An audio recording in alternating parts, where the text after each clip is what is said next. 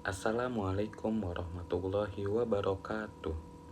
Perkenalkan, saya Muhammad Hujaj Ilmiawan dengan NIM 312222150. Kali ini saya akan mereview sebuah artikel yang berjudul Pengaruh Profitabilitas, Leverage, dan Ukuran Perusahaan Terhadap Return Saham Sektor Konsumer Non-Siklikal. Penelitian ini dilakukan oleh Bintang Devri Cahyani dan Imronuddin dan dipublikasikan di Goodwood Publishing pada tahun 2025. Di era globalisasi ini, perkembangan ekonomi yang semakin maju dan persaingan yang banyak di pasar modal memberikan peluang sekaligus tantangan untuk seorang pengusaha dalam mengembangkan usahanya. Hingga akhir 2023, jumlah investor retail meningkat drastis menjadi 12,16 juta, hampir 5 kali lipat dibanding 4 tahun sebelumnya. Sektor konsumer non-siklikal dipilih sebagai fokus penelitian karena karakternya yang unik. Penelitian ini diharapkan bisa memberikan kontribusi baru bagi investor dan perusahaan dalam memahami pengaruh-pengaruh yang mempengaruhi profitabilitas, leverage, size perusahaan pada return saham, khususnya pada sektor konsumer non-siklikal yang terdaftar pada Bursa Efek Indonesia. Profitabilitas adalah persentase rasio yang menguji kekuatan sebuah perusahaan untuk mendapatkan keuntungan pada tingkat yang dapat diterima. Leverage adalah suatu ukuran yang dimana menunjukkan jika besar perusahaan menggunakan hutang dalam keuangan operasinya dibandingkan dengan modal sendiri.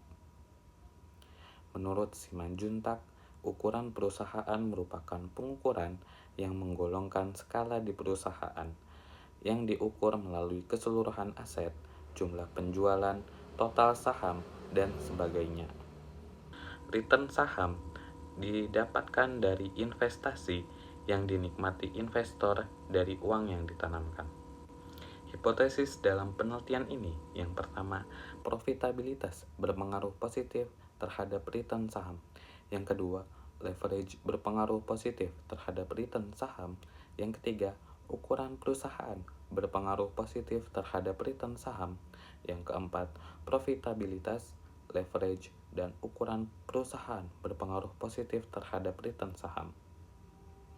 Populasi yang digunakan dalam penelitian ini ialah perusahaan konsumer non-siklikal yang tercatat di Bursa Efek Indonesia pada tahun 2022 dan 2023. Penelitian ini menggunakan teknik purposive sampling dan untuk pengukuran variabel pada variabel independen menggunakan return total, sedangkan variabel independen menggunakan ROE, DER, dan size.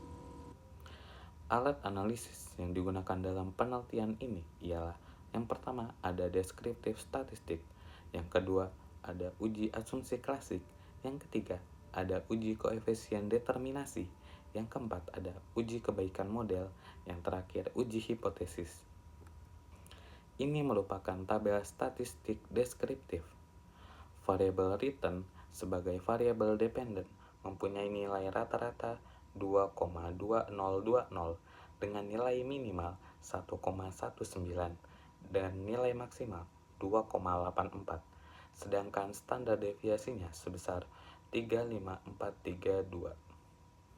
Variabel profitabilitas sebagai variabel independen pertama memiliki jumlah minimal sebesar negatif 4,61 dan jumlah maksimal 4,76 dengan jumlah rata-rata bernilai negatif 1,9563, sedangkan untuk standar deviasinya ialah 1,52335. Variabel leverage sebagai independen kedua mempunyai jumlah minimal bernilai negatif 3, jumlah maksimal 4,01 dengan rata-rata bernilai negatif 0,206 dan jumlah standar deviasi sebesar 1,20888. Variabel independen ketiga yaitu ukuran perusahaan mempunyai jumlah minimal bernilai 14,31, Jumlah maksimal bernilai 29,17 dengan rata-rata nilai 22,4228 dan nilai standar deviasi sebesar 5,60263. Ini merupakan tabel uji koefisien determinasi, uji F, dan uji parsial T. Pada tabel ini diperlihatkan bahwa jika jumlah koefisien determinasi merupakan nilai 0,331 atau 33%.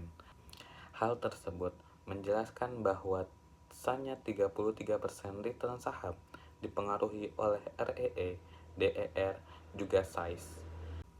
Berdasarkan hasil tabel tersebut, diperoleh bahwa nilai signifikasi F sebesar 0,008 dapat diartikan bahwa nilai tersebut kurang dari 0,05 dan nilai F uji sebesar 5,114 lebih besar dari 3,072, sehingga dapat diartikan jika variabel independen secara bersamaan memiliki pengaruh atas variabel dependen. Kesimpulan dalam penelitian ini yakni profitabilitas, leverage, dan ukuran perusahaan memiliki dampak signifikan terhadap pengembalian saham.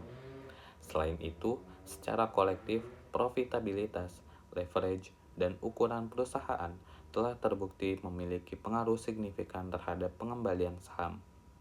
Hal ini menunjukkan bahwa ketiga faktor tersebut secara kolektif memainkan peran penting dalam menentukan pengembalian saham di berbagai industri dan sektor barang esensial. Penelitian selanjutnya disarankan untuk memperluas cakupan sektor dan memperpanjang periode observasi agar mendapatkan hasil yang lebih komprehensif. Penggunaan variabel tambahan seperti kondisi ekonomi makro atau faktor eksternal lainnya juga diharapkan bisa menghadirkan kontribusi lebih mendalam tentang pengaruh-pengaruh yang mempengaruhi return saham. Mungkin itu saja yang bisa saya sampaikan, kurang dan lebihnya saya mohon maaf. Wassalamualaikum warahmatullahi wabarakatuh.